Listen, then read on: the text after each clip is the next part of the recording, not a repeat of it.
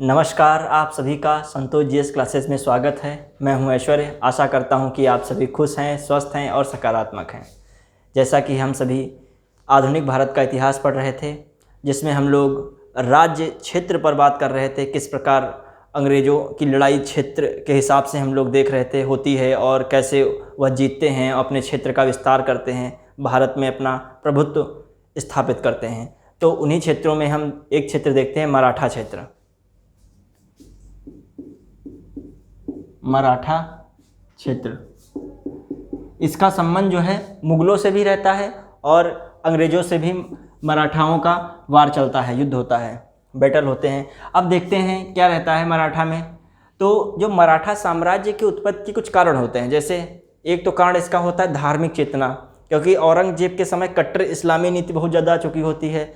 तो ये जो मराठा होते हैं वो हिंदुत्व का नेतृत्व करने वाले अपने को साबित कर चुके होते हैं। तो कई जो हिंदू शासकों को इनका सपोर्ट मिल जाता है मराठों को। तो एक तो कह सकते हैं मराठा साम्राज्य के उदय होने का कारण धार्मिक चेतना होती है। दूसरा, ये भौगोलिक सुरक्षा से काफ़ी सुदृढ़ होते हैं। क्यों? क्योंकि यहाँ पर दर्रे होते हैं, पठारी क्षेत्र होता है, इनके रास्ते इन्हीं को ज़्यादातर पता होते हैं। पठारों के ऊपर से ऊंचाई से जब कोई नीचे से गिरता तो पत्थर गिराने लगते हैं, ऐसे इधर से उधर रस्सी डाल के सीधे सर उड़ा देते हैं, सर पर वार कर देते हैं। कहने को छापा मार युद्ध करते हैं, सीधी लड़ाई ये लोग नहीं करते हैं।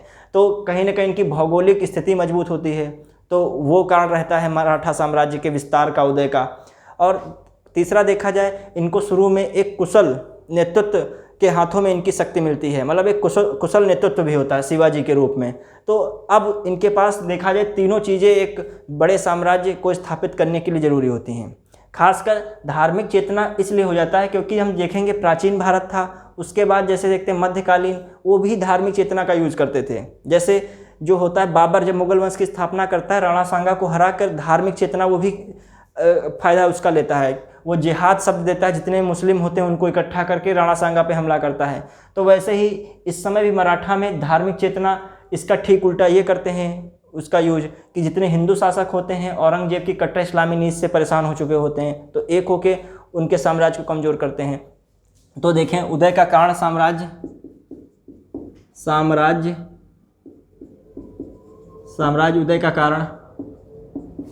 उदय का कारण क्या है? धार्मिक चेतना,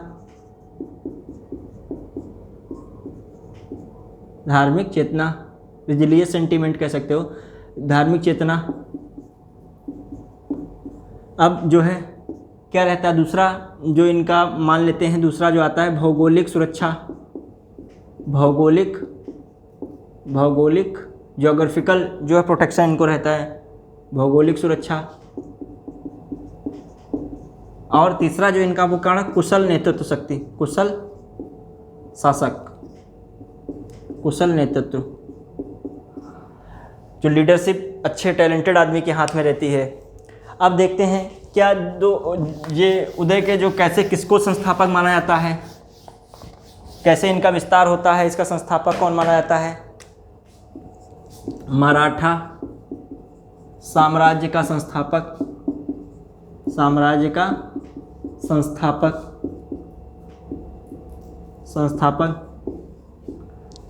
शिवाजी होते हैं। शिवाजी, छत्रपति शिवाजी उपाधि धारण करते हैं भी आगे चल के, शिवाजी होते हैं। अब जो है इनके बाद देखा जाए, ये इनका जन्म जो है जन्म 1627 ईस्वी में सिवनेर के किले में होता है। ये सब प्रश्न पूछे गए हैं। सिवनेर के किले में पहले मराठा साम्राज्य नहीं पूछा जाता था इतना, लेकिन अब 1 से 2 क्वेश्चन जरूर आते हैं। चाहे पीसीएस का एग्ज़ाम हो, छोटे मोटे एग्ज़ाम में भी मराठा से जुड़े प्रश्न पूछे जाते हैं। अब इसके बाद जो है ये जो है अपना राज्याभिषेक करते हैं। सिवनेर किले इनके जन्म होता है, फिर राज्याभिषेक इनका होता है। लेकिन ये 2 बार राज्याभिषेक करते हैं। एक तो ये राज्याभिषेक ऐसे ही करते हैं, लेकिन जो इनका मुख्य राज्याभिषेक होता है, मुख्य राज्याभिषेक माना जाए, महत्वपूर्ण राज्याभिषेक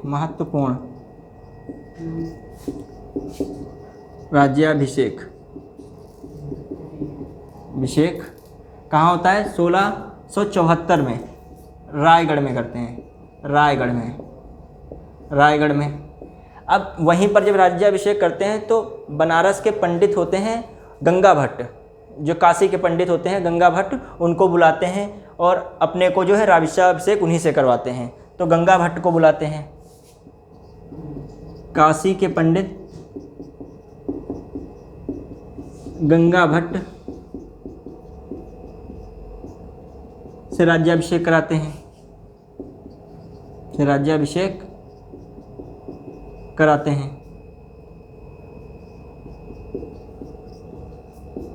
हैं, अब देखा जाए जो है शिवाजी ने अपने समय काफ़ी लड़ाई की, औरंगजेब को काफ़ी परेशान किया और इधर मराठों को मजबूत रखा, मुग़लों को मराठों के ओर आने से मतलब रोका कि इस क्षेत्र में वो आधिपत्य नहीं जमा पाए, वैवाहिक संबंध नहीं स्थापित कर पाए मराठा क्षेत्र में। तो इस प्रकार मराठों ने उनको काफ़ी छकाया मुग़लों को, और मुग़लों का पतन का कमज़ोर करने का जो कारण कह सकते हैं, पतन होने का कारण भी कहीं ना कहीं मराठा राज्य था, अब मराठा साम्राज्य था। शिवाजी की जो मृत्यु होती है, शिवाजी की मृत्यु जो है 1680 में हो जाती है। सालहार की लड़ाई होती है, सालहार की लड़ाई में जीतते हैं मुग़लों से, 1600 में इनकी मृत्यु हो जाती है। अब जो इससे पहले देखा जाए 1666 में जो है आगरा में औरंगजेब कैद करता है, आगरा की जेल में कैद करता है, कि जेल में कैद होते हैं, वहीं से भाग निकलते हैं। बाद में काफ़ी लड़ाइयाँ जीतते भी हैं, भाग निकलते हैं। अब इसके बाद जो है शिवाजी के बाद जो इनके जो पुत्र होते हैं संभाजी, देखते हैं इनके पुत्र जो होते हैं, बड़े पुत्र, ज्येष्ठ पुत्र संभाजी होते हैं। ये 1680 से 89 तक रहते हैं। फिर जो है दूसरे पुत्र, इनको जो है कैद कर लिया था ग्वालियर जेल में संभाजी को। फिर जो है इसके बाद जो आते हैं, क्या नाम है, द्वितीय पुत्र कौन होते हैं, जो राजा राम,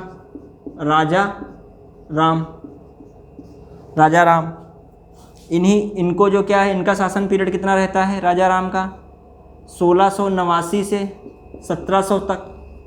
अच्छा, ये रहता है शिवाजी को छत्रपति की उपाधि, छत्रपति की, यहाँ देख लें एक सेकंड, छत्रपति की उपाधि मिलती है, छत्रपति भी शिवाजी लगाते हैं। छत्रपति की उपाधि जो है, छत्रपति की उपाधि कब मिलती है, ये 1674 में जब ये राज्याभिषेक कर रहे थे तो छत्रपति की उपाधि भी ग्रहण करते हैं शिवाजी। अब कह सकते हो दूसरे जो पहले हम पुत्र देखे संभाजी, दूसरे पुत्र कौन होते हैं, राजा राम। तो राजा राम देखते हैं इतने तक इनका शासन रहता है। फिर इनके बाद जो इनका शासन देखता है, राजा राम जब नहीं रहते शासन व्यवस्था में, तो इनकी जो पत्नी है ताराबाई पत्नी होती हैं इनकी, वो शासन संभालती हैं 1700 से 1708 1708 के बीच ये संभालती हैं। ये कौन होती हैं, ये पत्नी संभालती तो इनकी हैं, लेकिन किसके उत्तराधिकारी के रूप में, शिवाजी द्वितीय जो होते हैं। कहने का मतलब शिवाजी द्वितीय केवल 4 साल के होते हैं, ये तो गद्दी बस बैठे होते हैं, कुछ कर नहीं सकते होते हैं, बच्चे होते हैं। लेकिन ताराबाई जो है देखती हैं, साम्राज्य देखती हैं, और वो सतारा को भी जीतती हैं, रायगढ़ को मुग़लों से फिर से ले लेती हैं। ये सतारा रायपुर को जीतती हैं, सतारा रायगढ़ जीतती हैं, मुग़लों से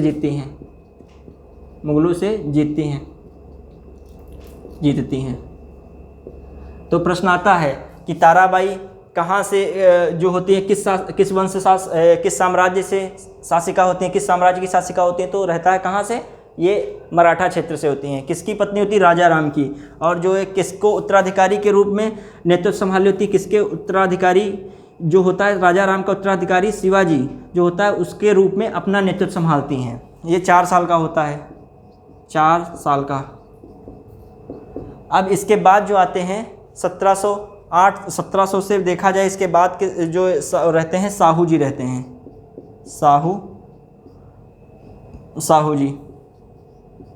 साहू जी का 1708 से 1749 तक चलता है। 1708 से 49 तक ये रहते हैं साहू जी।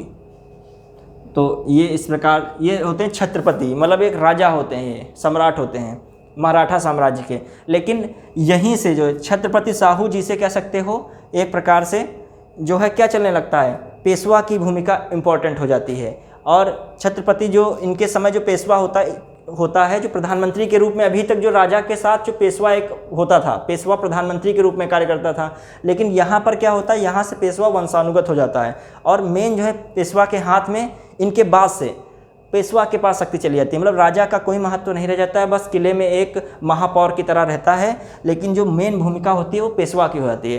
पेशवा तो इनके समय भी था, पेशवा प्रधानमंत्री के रूप में होता है, इनके समय भी, सबके समय पेशवा होता है, लेकिन यहाँ से पेशवा का महत्व बढ़ जाता है। तो वो भी देखते हैं।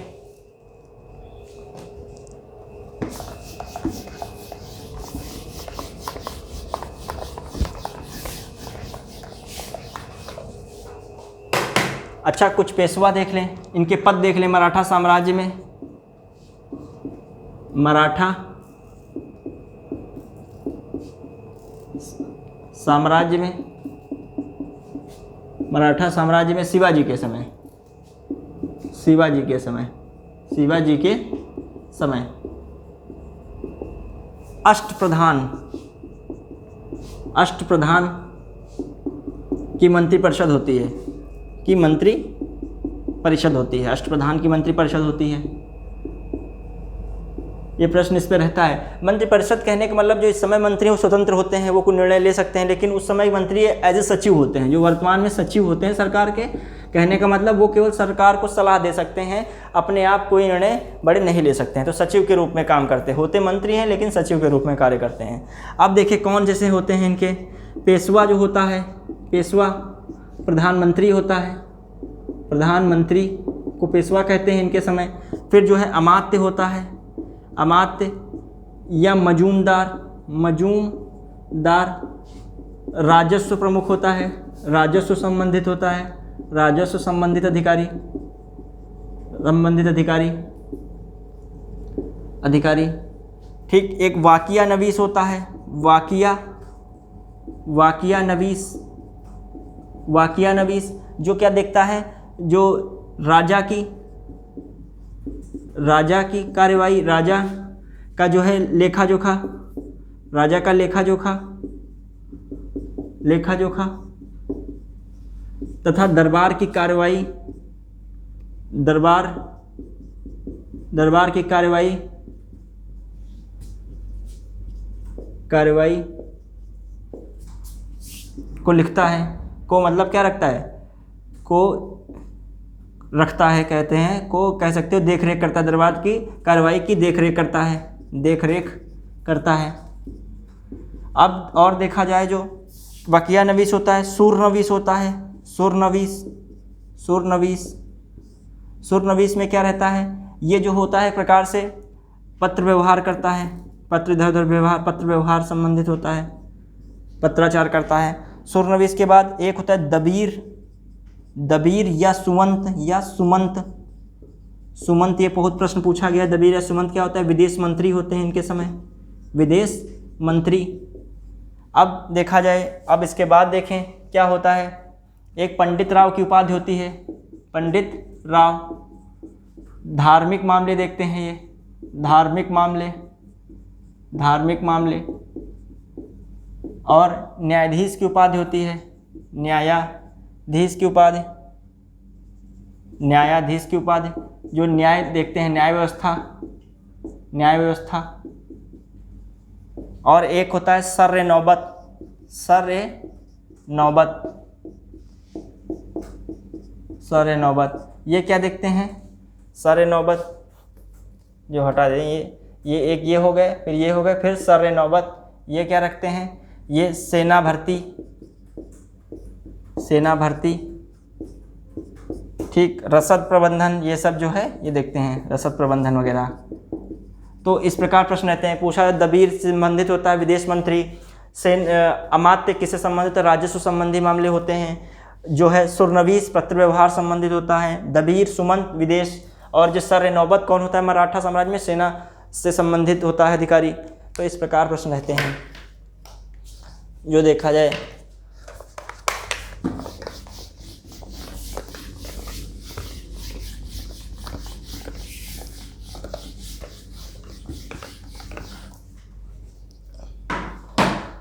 जो देखते हैं फिर जो पेशवा में देखा जाए, पेशवा में जो आते हैं पेशवा के रूप में, सबसे शक्तिशाली पेशवा के रूप में 700 से 708 से मान लीजिए 708 से ये 20 तक रहते हैं, 20-21 तक रहते हैं, 20 तक ऐसे रहते हैं। जो कौन से ये पेशवा 7वें पेशवा होते हैं, लेकिन यहीं से पेशवा का पद महत्वपूर्ण हो जाता है। बालाजी विश्वनाथ, बालाजी विश्वनाथ, विश्वनाथ, विश्वनाथ। फिर इसके बाद जो रहते हैं पेशवा वो होते हैं बाजीराव, बाजीराव, बाजीराव प्रथम, प्रथम। ये होते हैं इनके समय से पेशवा का महत्व बढ़ जाता है, का महत्व बढ़ जाता है। क्यों बढ़ जाता है? क्योंकि जो है ये जो है संभाजी को छुड़ा के लाते हैं, तो इनका पेशवा का महत्व इसलिए बढ़ जाता है। शाहजी इनको काफ़ी मानते होते हैं, जो साहू जी, तो पेशवा का महत्व, ये काफ़ी जो है योग्य शासक माने जाते हैं। बाजीराव, इनके जो पुत्र होते हैं बाजीराव, ये भी काफ़ी योग्य माने जाते हैं। ये बताते हैं हिंदू पातशाही की उपाधि रखते हैं, हिंदू पातशाही, पातशाही की उपाधि धारण करते हैं। ये कई जो है हिंदू शासकों को अपने मिला लेते हैं और मुगलों को काफ़ी हराते रहते हैं, परेशान करते रहते हैं। हिंदू पातशाही ये बताते हैं कभी युद्ध नहीं हारते हैं। अब बाजीराव और बालाजी दोनों को मिला दो, बालाजी बाजीराव, बालाजी बाजीराव आते हैं। कभी का क्रम ही आ जाता है, कन्फ्यूजन हो जाता है नीचे, बालाजी बाजीराव, बालाजी ऊपर बाजीराव नीचे, बालाजी बाजीराव, बाजीराव। ये समझ लीजिए इनका समय 21 से 40 रहता है। अब ये है 40 से 1740 से 61 तक बालाजी बाजीराव रहते हैं। बालाजी बाजीराव के बाद ही जो है क्या रहता है, बालाजी बाजीराव का महत्व ये भी काफ़ी इम्पोर्टेंट रखते हैं। इन्हीं के समय सुंगोला की संधि होती है, सुंगोला की संधि, संधि 1750 में, 1750 में। इससे ये होता है, पक्का हो जाता है पेशवा ही प्रमुख रहेगा, राज्य का शासक रहेगा, राज्य का नेतृत्व करेगा। इससे ये पुष्टि हो जाती है, नेतृत्व करेगा। जो है जो छत्रपति जो होते हैं, मतलब शासक जो होते हैं, शासक मात्र किला के महापौर, मात्र किला में महापौर, किला में महापौर मतलब एक नॉर्मली बस ऐसे ही महापौर कि बस नाम के रहेंगे, नाम मात्र के। तो इसके बाद जो है 1761 का ये देख लेते हैं। मराठा साम्राज्य बहुत चरमोत्कर्ष पर चल रहा होता है। मराठा साम्राज्य काफ़ी शक्ति का विस्तार हो चुका होता है। माना जाता है कि मुगल के बाद जो उत्तराधिकारी के रूप में जो कोई भारत पे सत्ता संभालेगा, भारत का शासन संभालेगा, वो मराठा ही होंगे। लेकिन इसका ठीक एक गलत फैसला सब कुछ बदल देता है। वही जो फैसला कहीं ना कहीं अंग्रेज़ों को भी भारत में स्थापित करने की, अपनी प्रभु जो कह सकते हो सत्ता स्थापित करने का मौका देता है। यदि मराठा उस समय शायद पावरफुल होते तो अंग्रेज इतना जो है भारत में वर्चस्व नहीं फैला पाते। लेकिन होता क्या है मराठों से, इधर मराठा में जो एक होते हैं सदाशिव राय, सदाशिव शासक होते हैं, सदाशिव शासक 1761 के समय की बात है। तो इनका एक फैसला गलत रहता है। पहली बात, मराठा लोग जो होते हैं अफ़गान कह सकते हो, ईरान शासक जो होता है, ईरान अफ़गान का जो उस समय मेन जो सेनापति होता है अहमद शाह अब्दाली, उसके जो है एक प्रतिनिधि को जो कि लाहौर में वो रखे होता है, उसको ये लोग भगा देते हैं मराठा लोग। क्योंकि मराठा उस समय बहुत उत्पात पूरे देश में मचाए होते हैं, काफ़ी शक्ति इनकी चरम पर हो चुके थे। मुगल इस समय सत्ता में होते हैं, मुगल को एक कमज़ोर कर चुके होते हैं पूरी तरीके से।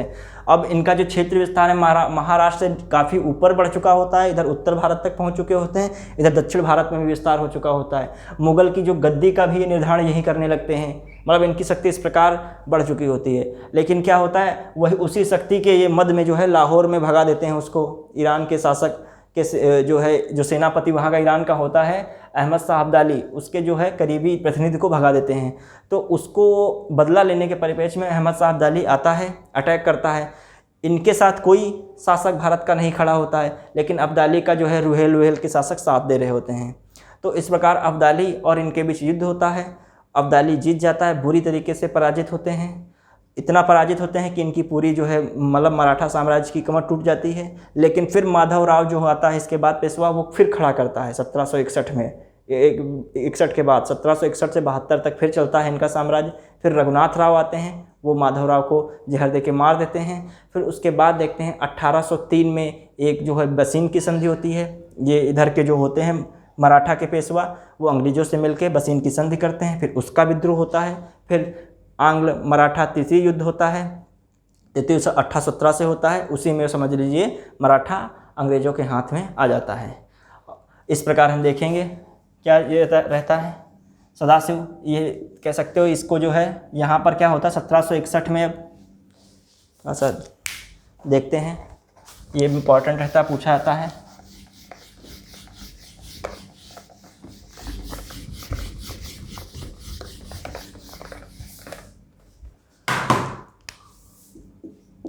सत्रह 61 में पानीपत की तीसरी लड़ाई होती है, तीसरी लड़ाई होती है। अफगान शासक कहते हैं अहमद शाह अब्दाली को, अब मान लेते हैं। अब देखते हैं क्या होता है। इधर जो है कौन होते हैं, मराठा की तरफ से, मराठा की तरफ से कौन होते हैं, सदाशिव, सदाशिव भाऊ, सदाशिव। और इधर से अहमद शाह अब्दाली, अहमद शाह अब्दाली, शाह अब्दाली, अब्दाली। युद्ध हुआ, कौन जीतते हैं, ये जीतते हैं, ये हार जाते हैं। भारतीय शासक इनका सपोर्ट करते हैं, भारतीय शासक साथ देते हैं, साथ देते हैं। ये जो है कोई नहीं साथ है, कोई नहीं साथ, कोई नहीं साथ है इनके, कोई नहीं साथ है। अब बाद में अहमद शाह अब्दाली बहुत लूट के भारत से ले जाता है, बहुत लोगों को गुलाम बना के ले जाता है, जो भी उनकी दृष्टि से उपयोगी लगता है वो लिए जाते हैं। काफ़ी मतलब क्रूर दृश्य हो सकता है जब अहमद शाह अब्दाली जीतता है भारत में, उसके बाद जिस प्रकार लूट करता है। अब उसके बाद जो है, उसके बाद देखा जाए क्या रहता है, 1761 से फिर से खड़ा करते हैं, 1761 से मराठा शक्ति को, मराठा शक्ति को माधवराव, माधवराव, माधवराव। अब जो है 1761 में खड़ा करते हैं। अब माधवराव खड़ा किए इसको। अब ये कितने तक रहते हैं, 1761 से 1765 से 1772 के बीच युद्ध होता है। प्रथम आंग्ल मराठा युद्ध, आंग्ल मराठा युद्ध, मराठा युद्ध। अंग्रेज हारते हैं, अंग्रेज हारते हैं। सालाबाई की संधि होती है, सालाबाई की संधि, की संधि करते हैं, संधि होती है। अब देखा जाए उसके बाद का सीन क्या रहता है। इसके बाद जो देखते हैं फिर 1803